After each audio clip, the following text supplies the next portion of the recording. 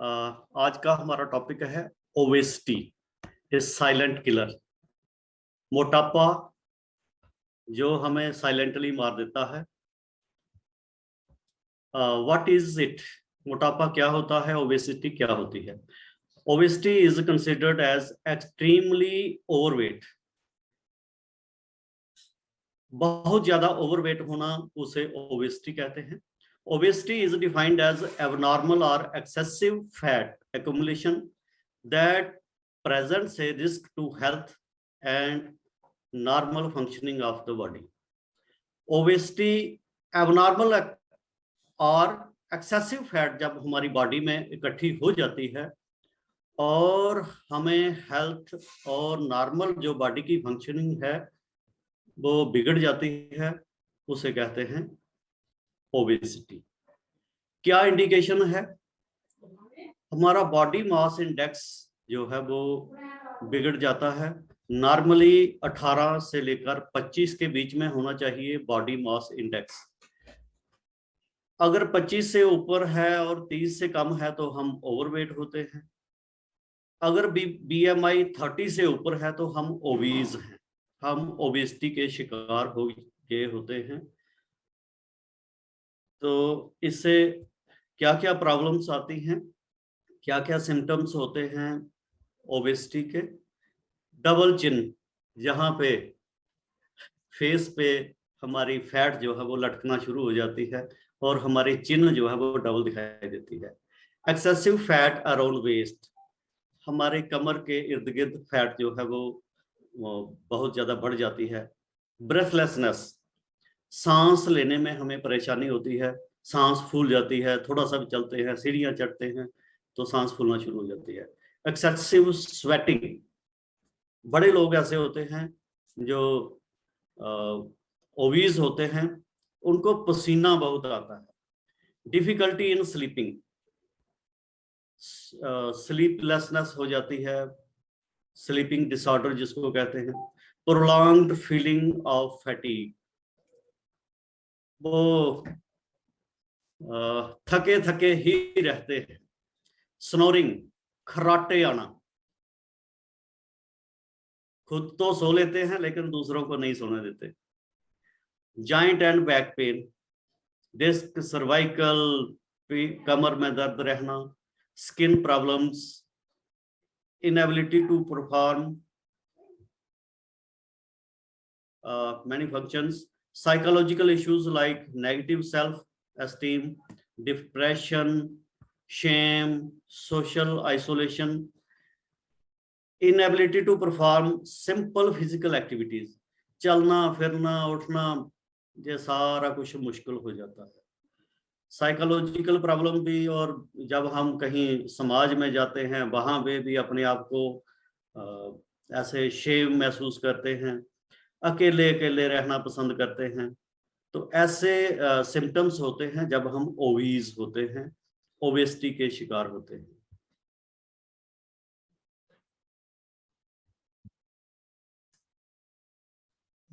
Next,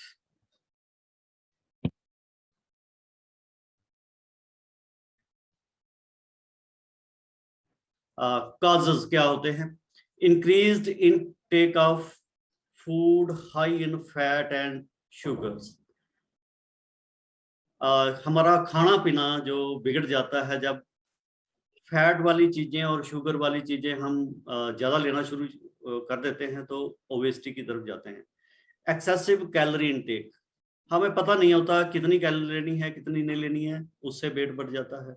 sedentary lifestyle with minimum physical activity,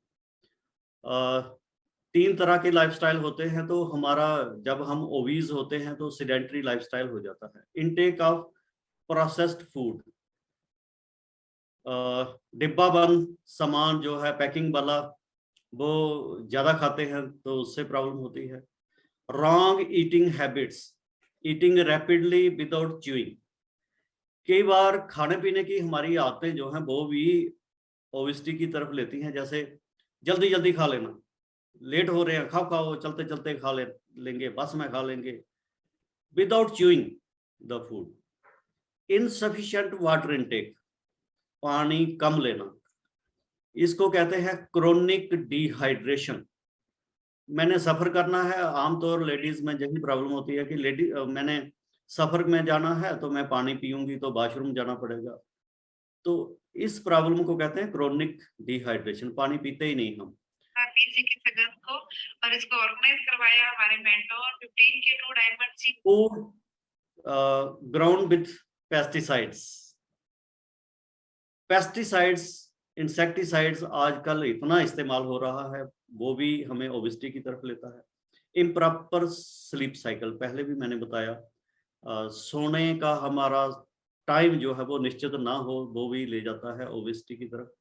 stress, आज बच्चे से लेकर बूढ़ा तक हर पर्सन जो है वो स्ट्रेस से गुजर रहा है। हार्मोनल इम्बैलेंस, लेडीज में भी होता है, जेंट्स में भी होता है, which also leads to obesity।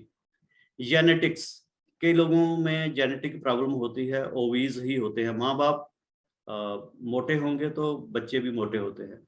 Certain medications, लंबे समय तक कुछ दवाइयां लेने से भी मोटापा आ जाता है। हाइपरथायराइडिज्म, इस हाइपोथायराइडिज्म ये भी हमें ओबेसिटी की तरफ ले जाता है। स्मोकिंग एंड ड्रिंकिंग, ये भी एक कारण है ओबेसिटी की तरफ ले जाने का।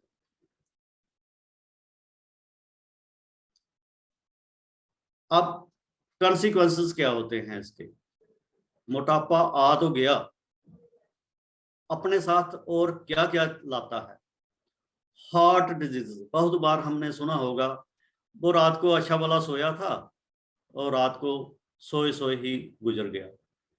Kidney diseases, diabetes, type 2 diabetes जो है, मोटापा वाले लोग जो हैं काफी उसके शिकार होते हैं। High blood pressure, cancer, fatty liver, stroke, hypertension, digestive disorders, gas acidity ये तो जाती ही नहीं है, जॉइंट प्रॉब्लम्स, आर्थराइटिस, अरे इतना वेट अगर उठाया होगा तो जॉइंट हमारे क्या करेंगे, प्रॉब्लम तो होगी। प्रेगनेंसी प्रॉब्लम्स, बहुत से लोगों को हार्मोनल इम्बैलेंस की वजह से प्रेगनेंसी में प्रॉब्लम आती है, जो लोग ओबीज होते हैं। रेस्पिरेटरी डिसऑर्डर्स, तो ये कुछ मैंने लिखी हुई हैं। आमतौर पे कहा जाता है, साइंटिफिकली प्रूफ है इसका, कि 130 से ज्यादा बीमारियां जो हैं वो मोटापे की वजह से लगती हैं। अब मोटापा आ तो गया, कैसे हम इसको कंट्रोल कर सकते हैं? प्रिवेंटिव मेजर्स, कैलोरी कंट्रोल करके, हमने कितनी कैलोरी लेनी है अकॉर्डिंग टू हमारे लाइफस्टाइल, इसे हम कंट्रोल कर सकते हैं। एक बात मैं जहां पे बता दूं कि मोटापा अगर आया है तो कोई हमें उससे छुटकारा नहीं दिला सकता, सिर्फ कौन दिलवा सकता है? हम खुद दिलवा सकते हैं। Increases physical activity, maintain water balance, decrease in fat intake, fat intake कम करेंगे, जो गुड फैट है वो लेंगे। Decrease in sugar consumption, increase in fruit and vegetable consumption, eat plenty of protein, eat in smaller portions and plates, avoid processed food, eat slowly and chew properly, get enough sleep, eat more fiber। ये कुछ तरीके मैंने बताए हैं, preventive measures बताए हैं, जिनकी वजह से हम मोटापे से निजात पा सकते हैं। हमारी BMI जो है वो 18 से 25 के बीच में होनी चाहिए, और हेल्दी वेट जो है हमारा रेंज जो है वो होनी चाहिए, तो हम इससे निजात पा सकते हैं। अब हमारे पास है क्या, कैसे हमने कैसे कंट्रोल किया, और कैसे कर सकते हैं लोग जो ओबीज हैं? हमारे पास हर्बलाइफ न्यूट्रिशन है, जो वेट मैनेजमेंट के लिए लाखों नहीं करोड़ों लोग इस्तेमाल कर रहे हैं। कैलोरी मैनेज करके हम अपना वेट रिड्यूस कर सकते हैं, मोटापा कम कर सकते हैं। Morning and evening workout sessions हैं हमारे पास, जिसमें हमें आधा पौना घंटा एक्सरसाइज सुबह मिलती है, शाम को मिलती है। प्रोवाइड्स ए ग्रेट कम्युनिटी, बहुत जबरदस्त कम्युनिटी जहाँ पे हमें मिलती है। वर्कआउट रूटीन हो जाती है, सुबह भी करते हैं, शाम को भी करते हैं। इंजॉयमेंट होता है, रोज किसी ना किसी का बर्थडे होता है, एनिवर्सरी होती है, वो भी हम जहाँ पे सेलिब्रेट करते हैं। Good nutrition plus balance diet with all nutrients, body की जो रिक्वायरमेंट है बैलेंस डाइट वो जहाँ पे हमें मिलती है। A proper system to keep away from obesity and its consequences। इस प्लेटफॉर्म पे आके हमें कैसे ओबेसिटी से निजात पानी है और उसके जो कंसिक्वेंसेस हैं उनसे हम कैसे छुटकारा पा सकते हैं। मेरा और मेरी वाइफ का रिजल्ट, हमें 2 साल प्लस हो गया इस फैमिली से जुड़े हुए, इस प्लेटफॉर्म से जुड़े हुए। मेरी BMI 27 प्लस थी। 18 kg बॉडी फैट मैंने रिड्यूस किया इस वंडरफुल न्यूट्रिशन के साथ। मेरी वाइफ ने 12 kg रिड्यूस किया, उनकी भी BMI काफ़ी रिड्यूस हुई है। हम आइडियल वेट पे हैं और लाइफ को एंजॉय कर रहे हैं। 130 से ज़्यादा बीमारियां थी जो मोटापे की वजह से होने वाली, अब हेल्दी और एक्टिव लाइफस्टाइल जो है वो एंजॉय कर रहे हैं और लोगों को भी अच्छा जीवन जो है वो दिलवा रहे हैं।